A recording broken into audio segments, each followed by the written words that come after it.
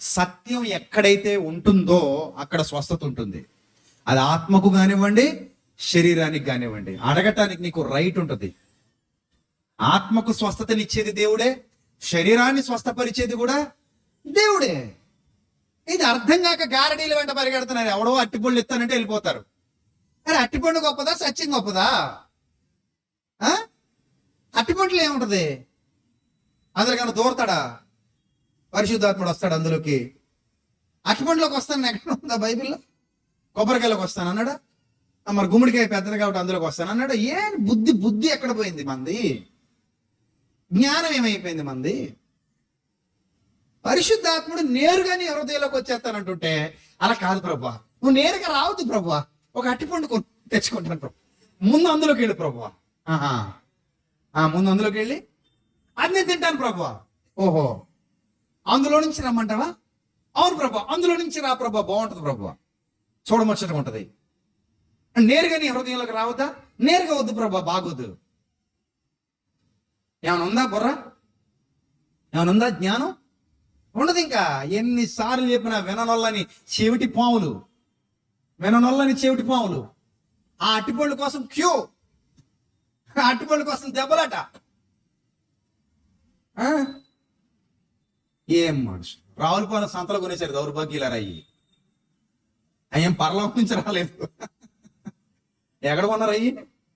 రావులపాలెం సంతలో టోకెన్ కొనుక్కొచ్చేసారు తక్కువ బేరం ఆడేసి. అయ్యి మీరేదో గొప్ప.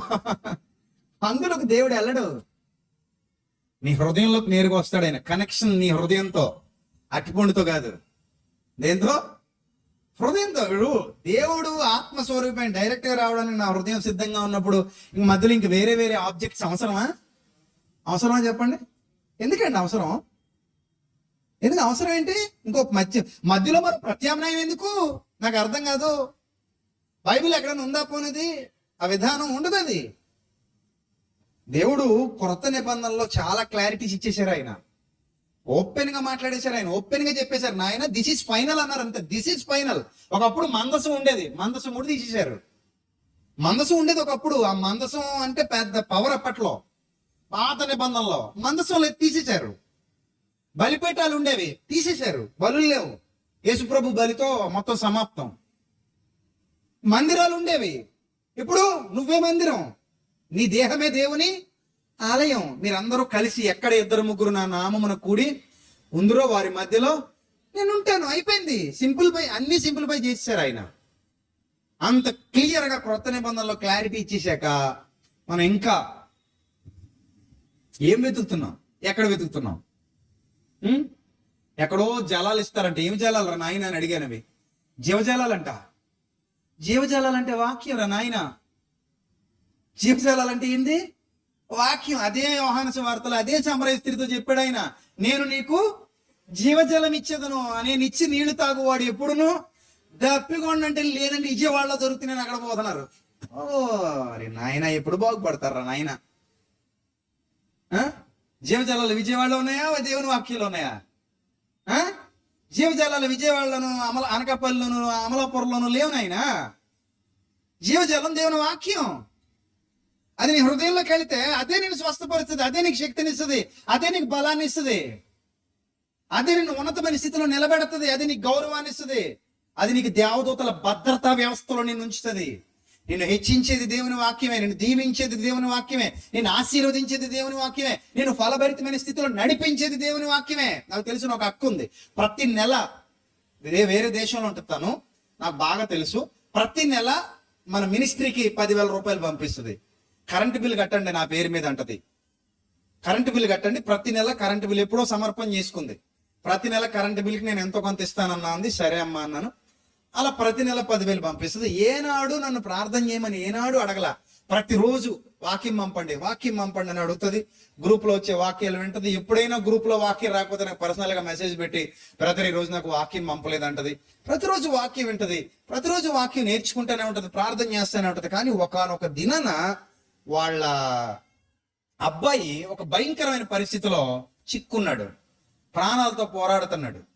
ప్రాణాలతో పోరాడుతుంటే నాకు ఫోన్ చేసింది, బ్రదర్ ఇలా మా అబ్బాయి పరిస్థితి ఇలా ఉంది, ప్రాణాలతో పోరాడుతున్నాడు, ఏమవుద్దో తెలీదు, మరి రేపటికి ఏమైనా మంచి వార్త వినబడుతుందేమో నాకు తెలియదు, కానీ మీకు ఎందుకు చెప్తున్నానంటే నేను ఆల్రెడీ నా దేవుని యందు విశ్వాసం ఉంచాను. ఆయన మేలు చేస్తాడని నేను నమ్ముతున్నాను. నేను ప్రార్థన చేస్తున్నాను, మీరు కూడా ప్రార్థన చేయండి అని ఒక మాట ఉంది. నాలో ఉన్న సత్యం నాకు ఏం చెప్తుందంటే, ప్రభు నన్ను విడువడి ఎడబాయడు, నేను దేశం కాని దేశంలో ఉన్నా నాకు భయం లేదు, ఖచ్చితంగా నా కుమారుడు తిరిగి వస్తాడు అంది. అలాగే తిరిగి వచ్చాడు.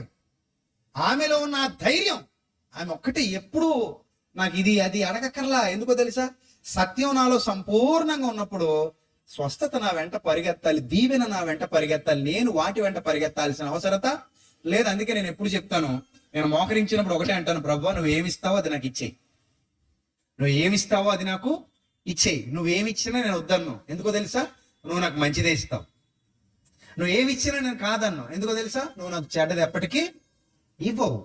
నా బ్రతుకు నీ చేతుల్లో తీసుకో, నన్ను నువ్వు నడిపించు, నా జీవితాన్ని నువ్వు తీర్చిదిద్దు, నన్ను నువ్వు అందంగా అలంకరించు, నీకు ఎలా కావాలో అలా నన్ను నడిపించు, నీకు ఇష్టమైన మార్గాల్లో నన్ను తీసుకెళ్ళి తండ్రి. ఇది కదా శ్రేష్టమైన ప్రార్థన. సత్యం నీలో ఉన్నప్పుడు ఆ ప్రార్థన వస్తుంది బయటికి. ఎందుకు మోసపోవాలి మనం? ఎక్కడికో పరుగులు తీస్తాం, ఎక్కడెక్కడికో వెళ్ళిపోతాం. ఎందుకు? అది మోసం అని తెలుసు, మాయని తెలుసు, అబద్ధం అని తెలుసు, అయినా అక్కడికి వెళ్తున్నారు జనాలు. ఎందుకు వెళ్తున్నారంటే వాళ్ళకి సత్యం విలువ తెలియలేదు. కనీసం బైబిల్లో బేసిక్స్ తెలియని వాళ్ళు కూడా ఈరోజు క్రైస్తవ సమాజాన్ని మోసం చేస్తున్నారు. నిజానికి వాళ్ళకి బైబిల్ తెలీదు. బైబిల్ ఎప్పుడు నేర్చుకోవాలా, చదవలా. ఎన్ని నిద్రలేని రాత్రులు గడిపోయింది తెలుసా నేను ఈ గ్రంథాన్ని దగ్గర పెట్టుకుని? అసలు నాకు టైం తెలియకుండా బైబిల్ చదివిన రోజులు ఉన్నాయి. టైం తెలియకుండా ఇన్ని పుస్తకాలు ఉన్నాయి నా దగ్గర, నోట్స్ రాసుకున్నవి. ఇప్పటికీ రాసుకుంటాను, ఎప్పటికీ నోట్స్ ప్రిపేర్ చేసుకుంటా ఉంటాను. బైబిల్ చదువుతుంటే నాకు ఏదో తెలియని ఆనందం, బైబిల్ బోధిస్తుంటే ఇంకా తెలియని ఆనందం, నేర్పిస్తుంటే ఇంకా తెలియని సంతోషం. 10 మందికి వాక్యం నేర్పించానన్న తృప్తితో హాయిగా నిద్రపోతాను నేను. అరే ఈరోజు చాలా మందికి దేవుని సత్యాన్ని బయలుపరిచాను, దేవుని సత్యాన్ని నేర్పించాను, లోతైన జ్ఞానాన్ని నా పిల్లలకు వివరిస్తాను, హాయిగా నిద్రపోతాను, ఆనందంగా నిద్రపోతాను. దానికి కారణం ఒకటే, నిన్ను వలె నీ పొరుగు వాణ్ణి ప్రేమించు. ముందు సత్యంలో స్థిరపడు. నీ వాక్యమే సత్యం. ఆ సత్యాన్ని హృదయం నిండా పెట్టుకో. నువ్వు కదిలే బైబిల్లా మారిపో, నడిచే బైబిల్లా మారిపో, నువ్వు మాట్లాడుతుంటే బైబిల్ బయటకు వచ్చేస్తుండాలి, అలా మారిపో, అలా ఉండు. అది కదా దేవుడు కోరుతున్నాడు నీ హృదయంలో నుండి. అది మానేసి ఆరాధన పేరుతో ఎక్కడికో 7 వారాలు వెళ్ళడం, ఎక్కడికో వెళ్ళి నీళ్లు చల్లించుకొని రావడం, ఎక్కడికో వెళ్ళి పిచికారీలు చేయించుకోవడం, పొలాలకు మందు కొట్టే ట్యాంకులతోటి. అసలు రోగి ఇంటికెళ్ళి సంఘ పెద్దలు ఏం చేయాలి? నూనె రాచి ఇంటికెళ్ళి చేయాలి కదా ప్రార్థన. ఇప్పుడు నువ్వు స్వస్థ, నీకు రోగిగా ఉన్నావు, నీలో సత్యం ఉందనుకో, అది కూడా అవసరం లేదు తెలుసా? ఆ సత్యమే నేను ఏం చేస్తుంది? స్వస్థపరుస్తుంది. నువ్వు మంచం మీద పడుకుని ప్రార్థన చేయి, ప్రభువా నిందారహితంగా, యథార్థంగా, నీతిగా నీ సన్నిధిలో ఏ విధంగా నేను జీవించానో నీకు తెలుసు తండ్రి. ప్రభు ఇప్పుడు నేను ఇలా ఉన్నాను, నీ చిత్తమైతే నన్ను స్వస్థపరచు తండ్రి అని అడుగు. లేదా సేవకుని అడుగు, ఏమండి నేను సత్యంలో కొనసాగుతున్న వ్యక్తిని, సత్యంలో ఉన్నాను నేను, నా కోసం ప్రార్థన చేయండి తండ్రి, నన్ను స్వస్థపరచులాగున. చాలదా? దేవుడికి అసాధ్యమైంది ఏదైనా ఉందా? లేదండి. పలానా చోటకి వెళ్ళాలి, సినిమా టికెట్ల కోసం నిలబడినట్టు గుంపులో నిలబడాలి, పిల్లల్నేమో తిప్పి ఏ మూల నూనె అంటుకోదు అన్న భయం వీళ్ళకి. ఏంది అసలు ఈ వెర్రి అండి, పిచ్చింది. ఒకరోజు మనం చూసా, చంటి పిల్లడు చొక్కా నిక్కర ఇప్పించారు, తిప్పుతున్నారు. అది ఏమన్నా బాయిలర్ కూడా కారం సరిగా అంటుకోనక తిప్పుతున్నారు వీళ్ళు. మసాలా సరిగా అంటుకోలేదు గ్రిల్ చికెన్ కన్నట్టు, ఆ కొబ్బరి నూనె సరిగా ఎక్కడికో దూరలేదంట లోపలికి తిప్పుతున్నారు. బిడ్డను గాల్లో పెట్టి. పిచ్చేమైనా పట్టిందా మీకు? పసిపిల్లల ముక్కుల్లోకి అసలు కొబ్బరి నూనె వెళ్ళకూడదు, కళ్ళల్లోకి అది వెళ్ళిపోతే వాళ్ళు ఇబ్బంది పడిపోతారు, ఊపిరాడు సరిగా.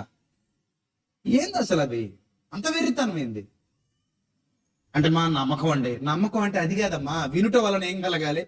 విశ్వాసం కలగాలి. ఆ విశ్వాసం నువ్వు సింహాల భూమిలో ఉన్నా పనిచేస్తుంది, ఆ విశ్వాసం అగ్ని జ్వాలల్లో ఉన్నా పనిచేస్తుంది, ఆ విశ్వాసం నడి సముద్రంలో ఉన్నా పనిచేస్తుంది, ఆ విశ్వాసం చెరసాల లోపలున్నా పనిచేస్తుంది. విశ్వాసం పనిచేయని చోటు ఎక్కడుంది చెప్పి భూమి మీద?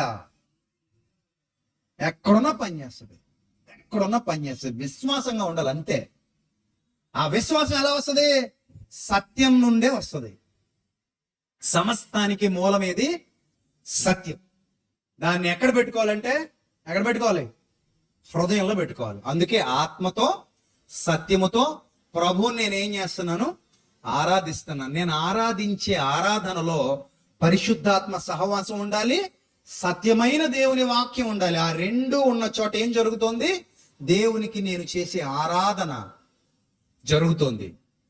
నా పాటలో సత్యం ఉండాలి, నా మాటలో సత్యం ఉండాలి, నా ప్రార్థనలో సత్యం ఉండాలి.